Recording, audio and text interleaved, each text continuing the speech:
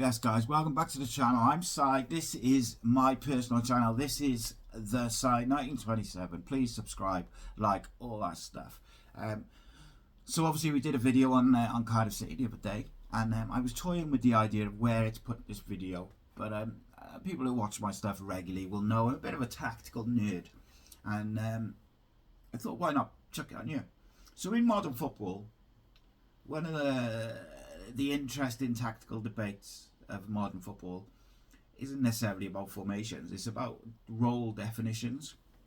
And specifically, one of the roles you see everywhere now is the inverted fullback.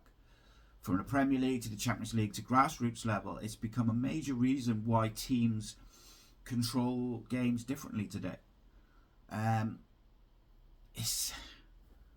What are inverted fullbacks? Why do managers use them? Why do they make a difference? And when do they create problems? In this video, we're going to break it all down and we're going to have a look at it all. So, first and foremost, the basics. What is an inverted fullback? Let's start with a clear definition of the role. An inverted fullback is not simply a defender playing on the wrong side.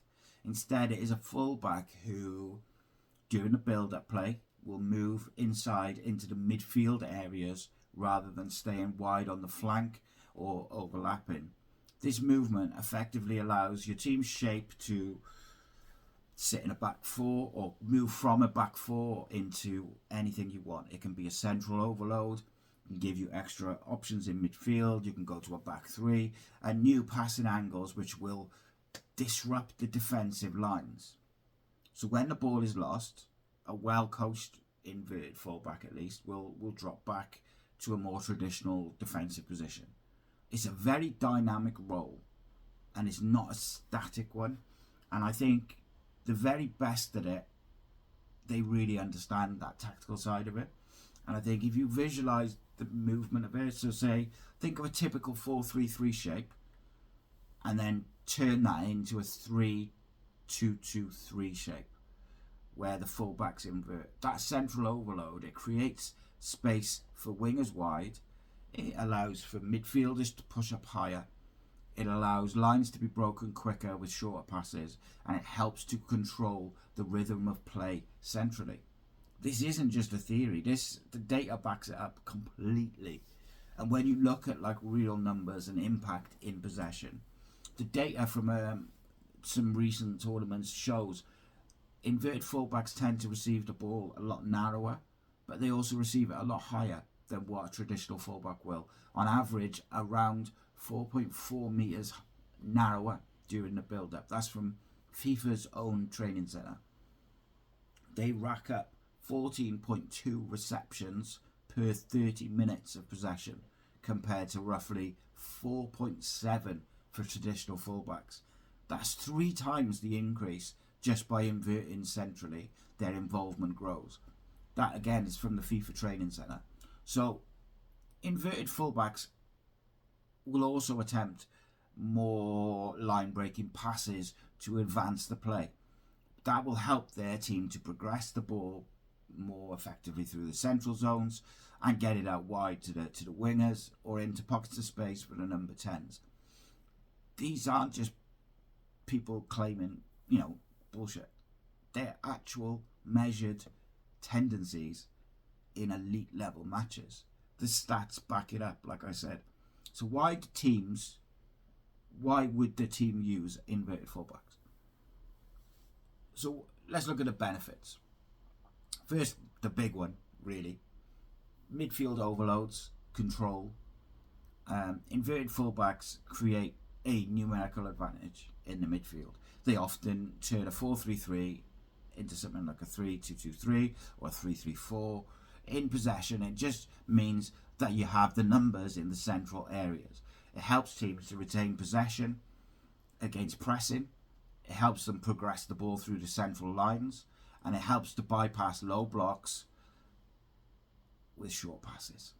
A massive example of this is Man City used to often see Cancelo or Kyle Walker, John Stones would drift inside, allowing players like Kevin De Bruyne, David Silva to push really high up the field. and it disrupted the opposition's shape. No matter how well drilled they were, it created a new problem for them.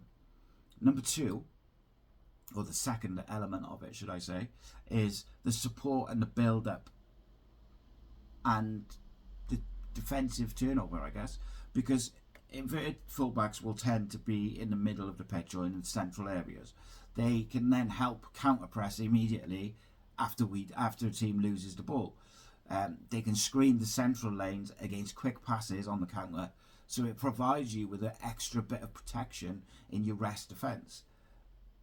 And it will also offer quicker outlet to get the passes and recycle the possession, because you've got the numbers in there already. And that was one of the reasons why Pep first popularised those inverted fullbacks, whether it was at Bayern or at City, and then that's why others have copied since, whether it's Mikel Arteta at Arsenal, whether it's Roberto De Zerbi, whether it's Barry Murphy at Cardiff. They've all adopted the inverted fullbacks because it gives them security, it gives them overloads in important areas, and it allows them to have their wingers with chalk on their boots high up the pitch.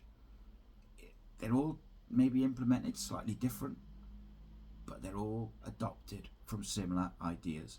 And then thirdly, I just touched on it a little bit, but it frees up the wingers and the half space players. So with a fullback drifting inside, your traditional overlaps become less vital, because the wingers will stay wide and they will isolate the fullback 1v1, giving more opportunities to get at the fullback 1v1.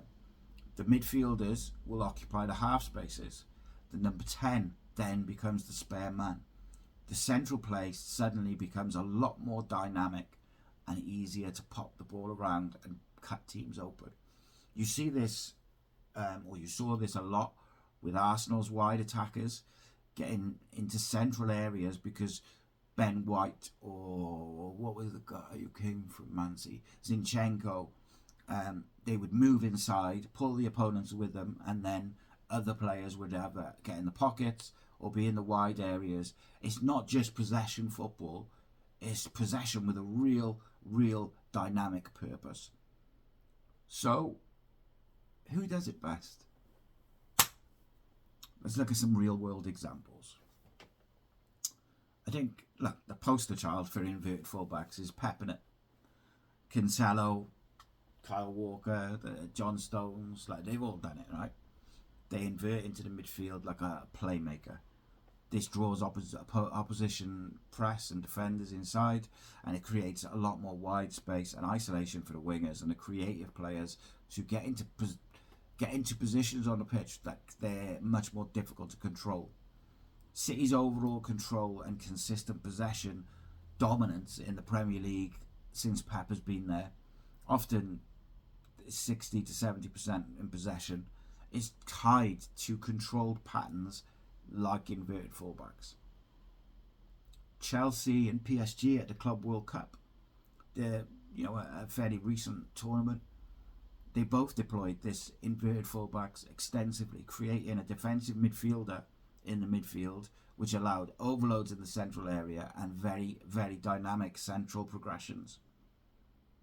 Arsenal, as we mentioned, Arteta has used the fullbacks moving inside a lot. It tightens up the central shape and it allows them to break lines with quick 1-2s and quick short combinations, but it protects Saliba and Gabriel against counter-attacks as well.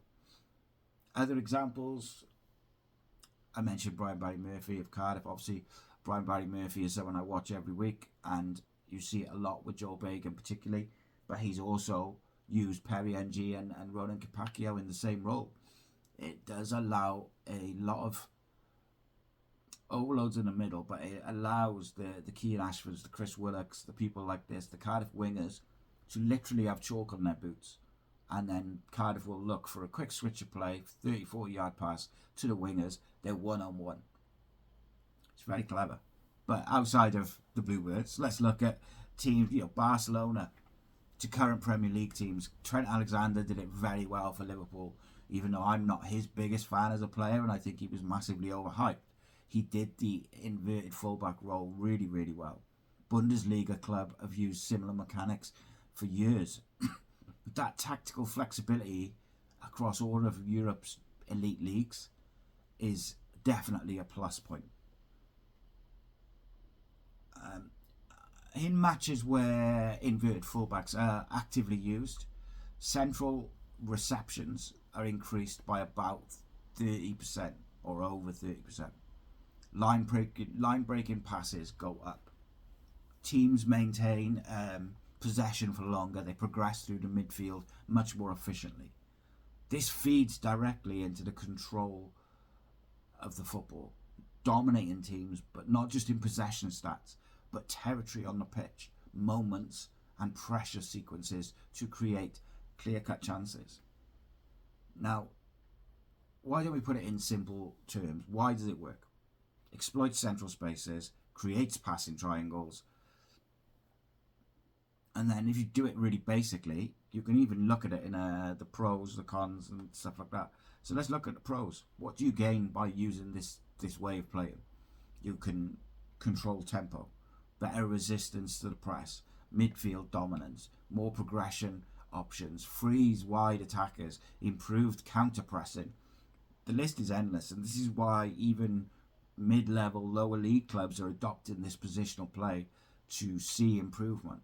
Not every team can dominate physically, but everyone can improve their spatial control. Well, just before I go to the cons, I could even give a kind of example which we used. We used an inverted fullback for my son's under-16s team last year, and it was where we had ended up in a position where we'd had 2 players sent off.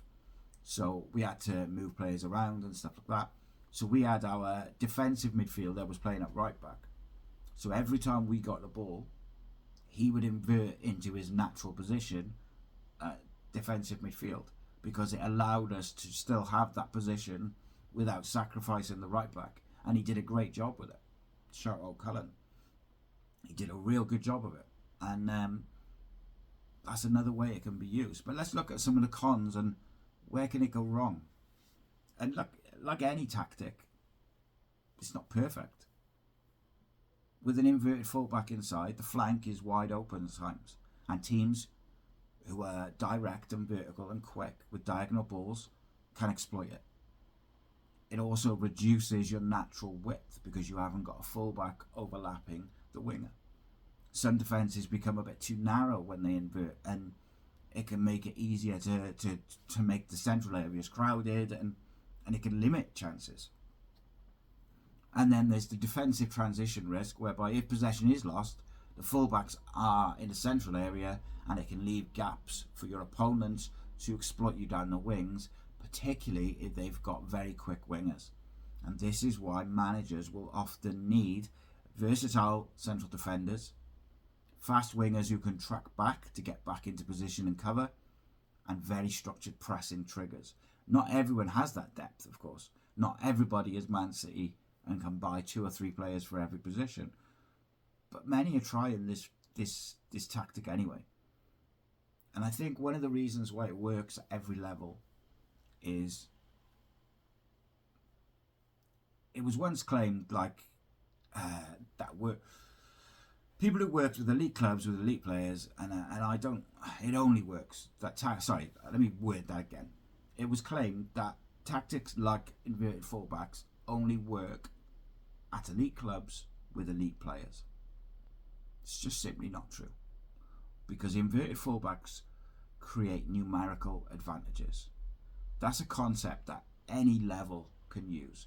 It merely amplifies existing strengths, doesn't just replace them.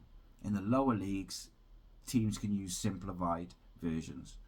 Tuck the fullbacks inside, protect the central midfield, reduce counterattacks, improve build-ups, whatever it may be, whatever you need it for. I think it's a really useful tool. It doesn't need elite execution. It needs structure, it needs clarity, and it needs understanding from the people who are going to implement it. The flexibility of the role is massive. Inverted fullbacks are just not rigid. You can invert one fullback, you can invert both. You can use it in 4-3-3, 3-5-2, 4-2-3-1, it doesn't matter. It can help defensively, offensively, the key isn't about formation, it's about the clarity of the role. Inverted fullbacks aren't just a fad, they're part of a larger shift towards positional control in football, but also positional flexibility. And it's a style that prioritises information, space, angles, progression, not just possession of the ball. And whether a club is a domestic giant, a lower league sleeper, a cup sprinter, a grassroots team, this tactic gives coaches a tool to crack midfield battles, and that's why everybody's using it. But I'm interested in what you guys think. What do you think about inverted fullbacks? Is it just a fad? Is it something which causes more problems than that it solves? Is it something that is very clever? Like, I think Cardiff have used it really cleverly. They're the team I watch week in, week out, and I think Brian Barry Murphy has used Joel Bagan particularly really cleverly as an inverted fullback. But I'm genuinely interested in what you guys think. Let me know in the comments. Make sure you subscribe. Spread the word that my personal channel is up and running. And let's talk about some stuff. Let's talk about football. Let's talk about different elements of football. And let's build this community up. Thank you so much. I'll see you in the next one. Nice one.